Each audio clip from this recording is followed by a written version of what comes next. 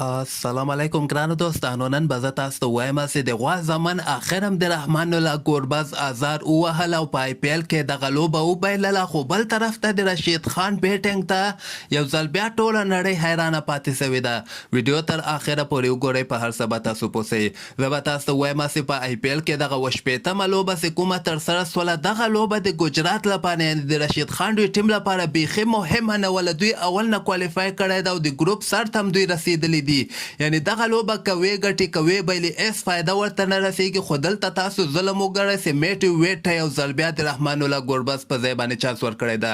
دغې نه تاسو اندازه ولګوئ چې دوی دغه انګریزانو پسې څومره مړه دي. یعنې یو لوبغاړی چې مسلسل و 8 لوبو کې ناکامه سي، هغه ته بیا هم داسې لوبه کې چانس ورکوه چې تا ته یعنې بیخي ضرورت نه چې ویې ګټې کوې بایلې. خو دلته تاسو د هندوانو ظلم وګورئ. دغه لوبه چې کومه ترسره سوله، په دغه لوبه کې خو رشید خان ډېر ښه وځلېده، بولینګ یې ورته ښه وکړه، بیټینګ یې ورته ښه وکړه، خو دوی بیا هم دغه لوبه بایللې ده. ګجرات ټیم اول بیټینګ ترسره کړی دی، 109 رنزه ټارګېټ یې آر سی بي ته ورکړی و. آر سی بي بیا دغه ټارګېټ پوره کړی دی، یعنې 19 اوور کې دغه ټارګېټ پوره کړ. صرف 2 لوبغاړي آوټ سوي دي، هغه دواړه لوبغاړي د رشید خان لخوا نه آوټ سوي دي. ګجرات لپاره که موږ دغه بیټسمینان وګورو، هارډیک پانډیا 2 رنزه کړي، ډیوډ میلر هم 4 رنزه کړي دي. خو لاندې کې رشید خان تاسو وګورئ په 6 بالو باندې 19 رنزه کړي دي، چې کوم په وجه باندې دوی دغه ټارګېټ 109 ته ورسو.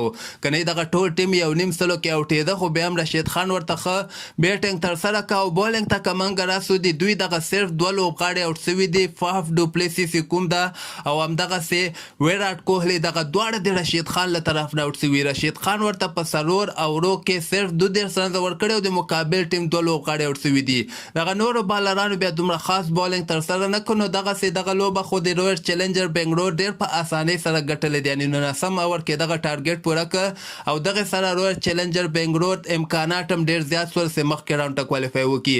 نو دلته تاسو خپله ظلم وګورئ. ګوره دوی دغه مهمه لوبو کې ګوربز ته خو هسې هم چانس نه ورکړي، دغه بېکاره لوبه وله، یعنې نه ګټه دوی ته رسوله نه تاوان دوی ته رسوه، بیا هم ګوربز ته چانس ورنه کړه. تاسو بیا ګورئ کیدای سي دغه راتلونکې مهمه لوبه کې دوی یعنې ګوربز یې ګوره ونه لوبه او هغه نه ځان خبر نه که. اوس راتلونکو لوبو کې خو ګوربز لپاره چانس هم مشکله ده، ځکه دومره غټ ریسک هم وانخلي او هغلته به د دوی ټیم خویږي او دغه ګوره را ټیم مشکله ده. ماته خو داسې ښکاري چې دوی به اخر کې دوی خرابیږي. تاسو هم خپل نظر لاندې ما سره په کمنټ کې شریکولی سئ او همدغسې تازه خبرو لپاره تاسو دغه چینل هم در سره سبسکرایب کولی سئ.